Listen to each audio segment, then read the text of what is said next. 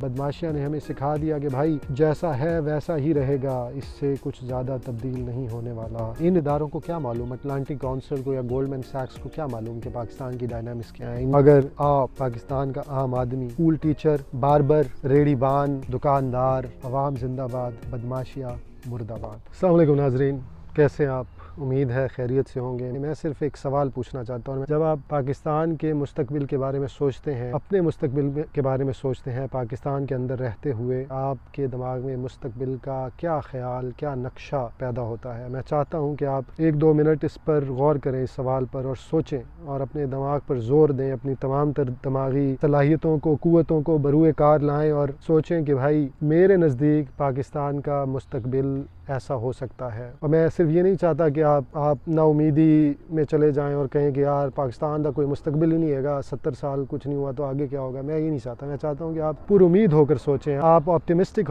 ہو کر سوچیں، آپ تھوڑا ویژنری ہو کر سوچیں۔ اور مجھے یقین ہے کہ آپ میں سے بہت سے لوگ کوشش کرنے کے باوجود بھی کچھ اچھا سوچ نہیں پائیں گے، آپ کے دماغ میں کوئی خاص نقشہ نہیں ابھرے گا بھی تو ایک دھندلا سا ابھرے گا۔ اور میں اس لیے کہہ رہا ہوں کہ میں بہت زیادہ سوچتا ہوں اس معاملے میں، اور میرے سوچنے کے باوجود میرے دماغ میں بھی بس ایک دھندلا سا ابھرتا ہے۔ میں چاہتا ہوں کہ آپ غور کریں کہ آپ کے دماغ میں ایک کلیئرٹی کیوں نہیں آتی، ایک واضح تصویر سامنے کیوں نہیں آتی۔ تو یہ بھی میں آپ کو بتا دوں کہ اس کے تانے بانے بھی بدماشیہ سے ہی ملتے ہیں۔ تو ہم مستقبل کے بارے میں نہیں سوچ سکتے، نہیں سوچ رہے، کیونکہ ہم نے آؤٹ سورس کیا ہوا ہے۔ آپ نے اکثر دیکھا ہوگا کہ ایک منسٹر آتا ہے، دوسرا پروفیسر آتا ہے، لبرل آ کر ٹی وی پر بیٹھتے ہیں اور وہ کہتے ہیں کہ یار گولڈمین سیکس جو کہہ رہا ہے نا، وہ کہہ رہا ہے کہ 2075 میں دنیا کی 6 بڑی معیشتوں میں سے ایک ہوگا، پاکستان کی اکانومی کا سائز $3 ٹریلین ہوگا۔ کوئی کہیں گے کہ یار اٹلانٹک کونسل کی رپورٹ کے مطابق پاکستان 2050 میں پاکستان جو ہے نا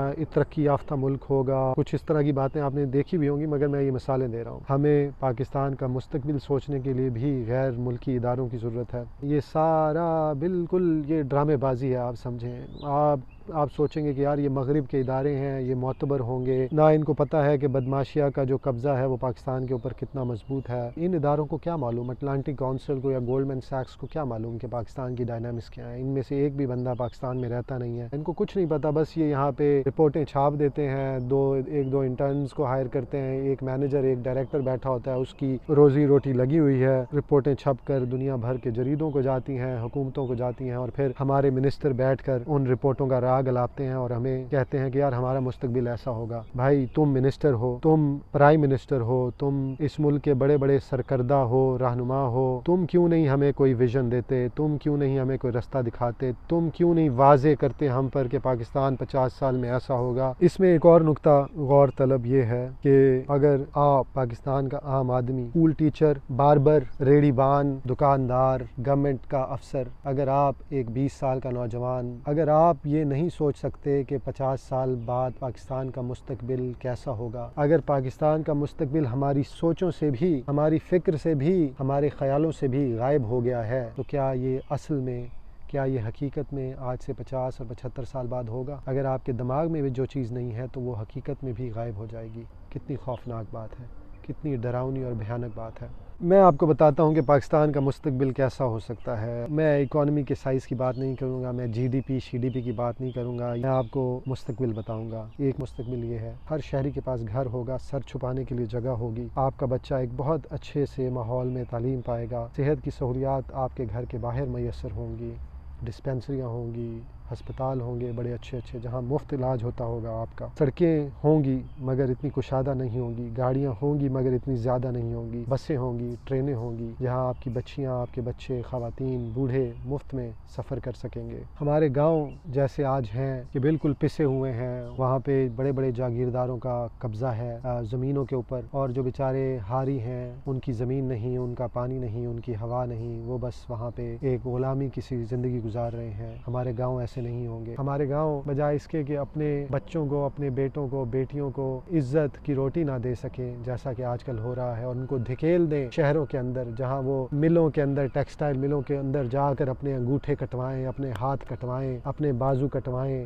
جا کر وہ ملازموں کی طرح کام کریں لوگوں کے گھروں کے اندر، وہ گاؤں کے اندر ہی عزت کی روزی روٹی کمائیں گے، ان کے بچے عزت کی تعلیم حاصل کریں گے، ان کو مستقبل گاؤں کے اندر ہی نظر آئے گا۔ ہمارے گاؤں ایگریکلچر کا سرپلس सरप्लस पैदा करेंगे, क्योंकि ज़मीनें आम हारियों और मज़ारों के पास होंगी, बड़े बड़े जागीरदारों के पास नहीं होंगी। दुनिया भर के लोग आकर हमारी गाँव की इकॉनमीज़ को देखेंगे और उसको अपने अपने मुल्कों में ले जाकर रेप्लिकेट करेंगे। हमारे गाँव के अंदर से बड़े बड़े शायर, बड़े बड़े फनकार, बड़े बड़े साइंसदान पैदा होंगे। हमारे गाँव दुनिया भर को ज़िंदगी गुजारने का एक नया तरीका, एक नया सलीका सिखाएंगे और बताएंगे कि किस तरह हम सब मिलकर अमन व आश्ती के साथ, मोहब्बत के साथ, जानदारों के साथ, पौधों के साथ, फूलों के साथ, दरख्तों के साथ, मोहब्बत के साथ ज़िंदगी कैसे गुजार सकते हैं। शहर भी हमारे दुनिया भर के लिए मिसाल होंगे। पब्लिक ट्रांसपोर्टेशन का एक ऐसा जाल बिछा होगा जिसमें हर कोई एक जगह से दूसरी जगह बआसानी जा सके। कूचे कूचे में, करिए करिए में, कदम कदम पर पार्क होंगे, खेल के मैदान होंगे, बाग होंगे, जहाँ आवाम चहल कदमी करेंगे। मोहब्बत करने वाले वहाँ गुलो बुलबुल को देखेंगे, फूलों की खुशबुएं सूंघेंगे। बहार बहार की तरह लगेगी,